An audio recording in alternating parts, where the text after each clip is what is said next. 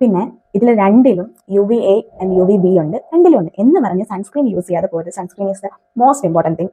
അപ്പോൾ ഇത് യൂസ് ചെയ്യുന്നവർക്ക് സൺ പ്രൊട്ടക്ഷൻ കിട്ടുമെന്ന് വിചാരിച്ച് ചെയ്യരുത്, കാരണം അതുപോലത്തെ വെയിലും ചൂടും ഒക്കെയാണ്. അപ്പം എന്താണെങ്കിലും നിങ്ങൾ സൺസ്ക്രീൻ യൂസ് ചെയ്യുക, ഇത് യൂസ് ചെയ്താലും സൺസ്ക്രീൻ യൂസ് ചെയ്യുക.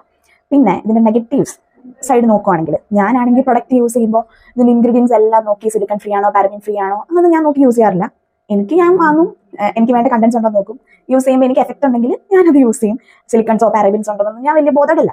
ഇനി അതൊക്കെ ബോധേഡായിട്ടുള്ള ആൾക്കാർക്കാണെങ്കിൽ നല്ല രീതിയിൽ രണ്ടിലും പാരബിൻ ഉണ്ട്. അതുപോലെ തന്നെ മെയിൻലി നമ്മുടെ സ്കിന്നിൽ നോർമൽ ആയിട്ടുള്ള എന്താ പറയുക ഫംഗൽ ആക്നീസ് ഉണ്ട്. ആ ഫംഗൽ ആക്നീസിനെയൊക്കെ പ്രൊമോട്ട് ചെയ്യുന്ന ഒരു ഇൻഗ്രീഡിയൻ്റ് ഇതിനകത്തുണ്ട്, അതാണ് സൺഫ്ലവർ സീഡ് ഓയിൽ. എനിക്ക് കുഴപ്പം എന്ന് വെച്ചാൽ അതുകൊണ്ട് എനിക്ക് പ്രത്യേകിച്ച് കുഴപ്പങ്ങളൊന്നും ഉണ്ടായിട്ടില്ല. എല്ലാത്തിനകത്തും ഇങ്ങനെ മൈൽഡായിട്ട് കാണും, ഭയങ്കര മൈൽഡായിട്ട് അത് യൂസ് ചെയ്തിട്ടുണ്ടായിട്ടില്ല. അതുകൊണ്ട് നമ്മുടെ സ്കിന്നിന് പ്രത്യേകിച്ച് പ്രശ്നമൊന്നും ഉണ്ടാകത്തില്ല. എന്നാൽ ഇൻഗ്രീഡിയൻസിന്റെ ഒരു ലിസ്റ്റിൻ്റെ നോക്കിയിട്ട് എനിക്ക് ഡിഫക്റ്റീവായിട്ട് തോന്നിയിട്ടുള്ള ഇൻഗ്രീഡിയൻസ് മാത്രമേ ഞാനത് പറയുന്നുള്ളൂ.